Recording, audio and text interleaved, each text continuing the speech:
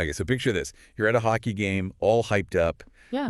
Decked out in your team's colors, ready for, an epic showdown. Right. But then as the U.S. anthem starts playing, you hear booing.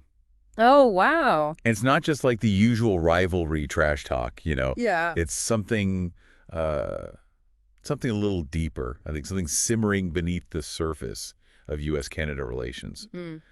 This booing is just a tiny little part of a much bigger story, Yeah, I see what you mean. This is really a deep dive into a whole lot of tension tied to trade wars and national identity. Interesting. So to help us unpack all of this, we have an expert in international relations joining us today. Well, thank you for having me. It's a pleasure to be here. So I guess maybe we should start with this. What's really going on here? What's with all the booing? Yeah, it is pretty fascinating how something as simple as, booing during an anthem can suddenly become like this big indicator of how things are going between countries. Like a warning sign or something. Exactly. And these aren't just like random isolated incidents either. Yeah. Okay. This is a pattern we're seeing all across Canada. Mm-hmm. Like you mentioned, the Raptors fans, they were jeering the Star-Spangled Banner during a game against the Clippers. Right. And we saw similar things happening in NHL arenas, too. Oh, yeah, I remember that. This goes way beyond just sports rivalry.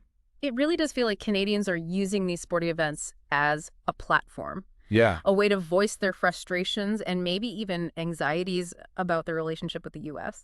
I think you're right. Mm-hmm. And it all ties back to, President Trump and his decision to put tariffs on Canadian steel and aluminum. That was a big deal. Oh, yeah. 25% tariff on $155 billion worth of Canadian goods. Wow. That's a pretty significant blow, and it definitely caused a lot of disruption in both economies. Right? We're talking potential job losses, rising prices for everyday things, Yeah. and this big question mark hanging over the future of North American trade. It's a lot of uncertainty. Definitely. So Trump kind of, throws the first punch, but Trudeau doesn't just, sit there and take it. No, he doesn't. He hits back with tariffs of his own on U.S. goods. Right. Orange juice, ketchup, even playing cards. Oh, wow. Yeah, I bet that stung a little. I'm sure it did. This feels like a classic example of that tit-for-tat diplomacy. It does, doesn't it? But is that really the best way to handle things? I mean, does that really work? Well, it's a pretty common approach, rooted in this idea from game theory. Oh, okay. The thinking is you can kind of discourage more aggression Right. by showing them you're not going to back down, you know. You'll hit back. Exactly. You're willing to inflict the same pain that they inflict on you. Right. But it can be risky, too. It can lead to this back and forth escalation. It just keep getting worse. Exactly. Yeah. And ultimately, both sides end up getting hurt. And nobody wins. Right. Some people argue that a more collaborative approach is better, Oh, okay. So, what do you mean by that? Well, focusing on things like negotiation and compromise, trying to find solutions that work for everyone. Solutions where everybody wins. Yeah. That might be a more effective way to handle these kinds of situations in the long run. It makes you wonder, though, with all this back and forth, could this actually, permanently damage the relationship between the U.S. and Canada? It's a valid concern. I mean, we're talking about two countries that share a border. Yeah. They have this deep history, all these cultural and economic ties. Is it really worth risking all that over steel and aluminum? It's a crucial question to consider. Hmm. What are the long-term consequences of these actions? Will this spill over into other areas of collaboration? Like what? Well, like cultural exchanges, for example, or tourism even. Right.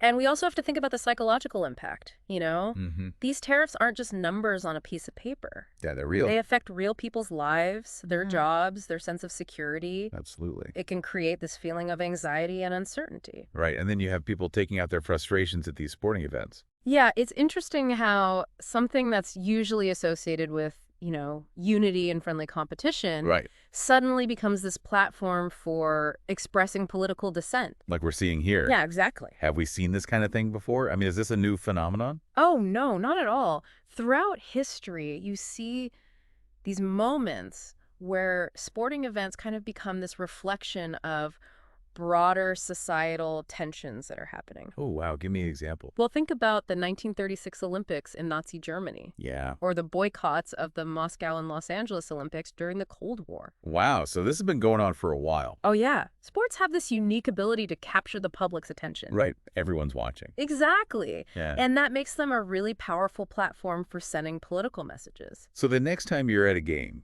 and you hear that anthem playing, Yeah. maybe listen a little closer. Good point. It might be more than just a song. It could be this whole symphony of, Yeah. economic anxieties, political maneuvering, national pride. It's a lot more complex than it seems on the surface. It really makes you think, how should we be dealing with these complex international issues? That's the big question, isn't it? What can we do as citizens? Right. Do we just accept these actions as inevitable? Yeah, Or do we demand more from our leaders, urge them towards cooperation and understanding? that's a really good point. It's a discussion that I think everyone needs to be a part of. I agree. Thank you so much for joining us today for this deep dive. It was my pleasure. Thanks for having me. It's been really insightful, and for all of you listening out there, keep thinking critically about these issues. Yeah, stay engaged. And we'll see you next time for another deep dive. Until then, Take care. bye.